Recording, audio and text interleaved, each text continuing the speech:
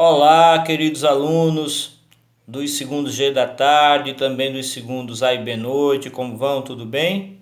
Pessoal, antes da gente começar com a nossa videoaula de hoje, vamos desejar que todos vocês estejam com muita paz, com muita saúde, com muita alegria também, tá? Olha, se aproximando o finalzinho do ano letivo, né? Já caminhando para o finalzinho do quarto período, nós ainda temos alguns assuntos a tratar, né? Alguns conteúdos a ver antes que termine o ano letivo, tá? E desta vez nós vamos tratar da Revolução Francesa, esse grande acontecimento histórico, né, que marca o início da Idade Contemporânea e que foi tão importante para que nós tivéssemos esse mundo que nós temos hoje, nessa sociedade e essa organização política que nós temos hoje, tá? O século XVIII, né? Aquele período que vai de 1701 a 1800, foi um século de grandes transformações. Primeiro, transformações nas ideias com o movimento iluminista, depois uma grande transformação econômica com a Revolução Industrial e, por fim, uma grande transformação social e política com a Revolução Francesa. Foi um século marcado por essas grandes mudanças, tá? Mudança no modo de pensar, no modo de ver o mundo, né? Com o movimento iluminista, mudança na economia, com a nova forma de se produzir, né? Através das máquinas, que foi a Revolução Industrial, e mudança também na forma de organização social e na forma como se organiza hoje a política, que tudo começou com a Revolução Francesa, que é esse acontecimento que nós vamos tratar nesta aula, tá? Diferentemente de hoje, que todos são tratados e devem ser tratados igualmente perante a lei, né? Naquele momento lá na França, o que existia ainda era um antigo regime, onde a sociedade francesa era dividida em estamentos, chamados de Estado. O primeiro Estado era formado pelo clero, cerca de 120 mil pessoas, tá? Esses eram os mais privilegiados, não pagavam impostos, né, e usufruíam de diversas regalias perante a lei. O segundo estado, com cerca de 400 mil pessoas, era a nobreza, que também não pagava impostos, né? E o terceiro e último estado era o restante da população, cerca de 98% da população francesa.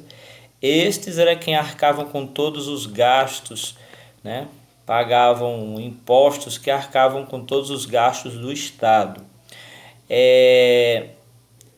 Esse terceiro estado era formado pelo povo em geral, né? Desde o mais pobre até os burgueses, né? Pessoas ricas, mas por não terem nascido no meio da nobreza, eram considerados cidadãos de terceiro estado. A situação do povo francês no final do século XVIII era uma situação muito difícil. 80% dos seus rendimentos era para pagar de impostos, né? Para assegurar os gastos do Estado, tá? Gastos que inclusive muitas vezes não eram feitos com o povo. Boa parte desse dinheiro arrecadado foi para manter guerras em que a França acabou se envolvendo, tá? E para manter regalias do primeiro e do segundo estados, né? Clero e nobreza. No final do século XVIII, além de guerras que aumentou os gastos do Estado, a França também passou por um período de crise econômica devido a fatores climáticos, secas, que prejudicaram a produção de alimentos. Isso gerou uma carestia muito grande, né? Aumentou o preço dos alimentos e o povo começou a se revoltar com essa situação. Para tentar resolver essa situação de crise, o rei Luís XVI convocou os Estados Gerais, coisa que não acontecia desde o século anterior, tá? Os Estados Gerais eram representantes dos 3 estados, representantes do clero, representantes da nobreza e representantes do povo de uma forma geral, né? Representantes do terceiro estado, para discutir algumas reformas, né? A fim de diminuir a crise, tá? Uma das propostas era que o primeiro e o segundo estado, né, que eram privilegiados por não pagar impostos, passassem a pagar também, o que gerou uma revolta no primeiro e no segundo estado, né, entre o clero e a nobreza, que não aceitavam a mexer com seus privilégios, tá? Foram reunidos os representantes dos 3 estados, só que o voto não era individual, o voto era por estado. Havia um voto apenas para o primeiro estado, que era o do clero, um voto apenas para a nobreza e um voto apenas para o terceiro estado. Dessa forma, enquanto o terceiro estado aceitava que fosse feita essa reforma, os 2 outros estados eram contra e no caso o terceiro estado era sempre voto vencido, né? Eram sempre 2 contra 1, tá? E a situação ficou num impasse.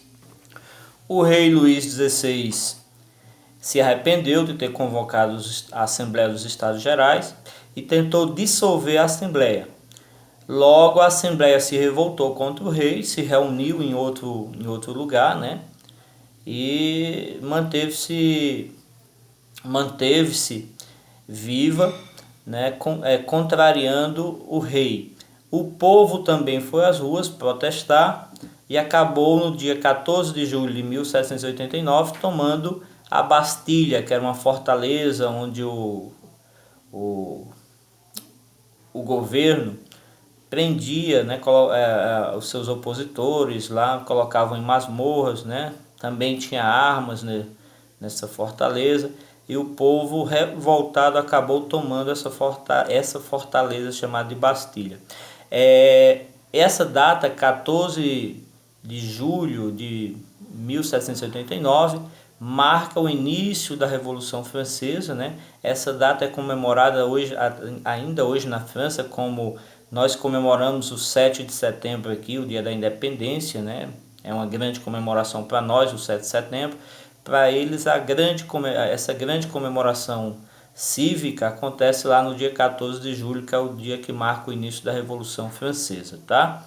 Pessoal, perdendo o controle da França, o rei Luís XVI viu a Assembleia Nacional Constituinte abolir o antigo regime, né, e proclamar a Declaração dos Direitos do Homem e do Cidadão, estabelecendo a liberdade e a igualdade de todos perante a lei.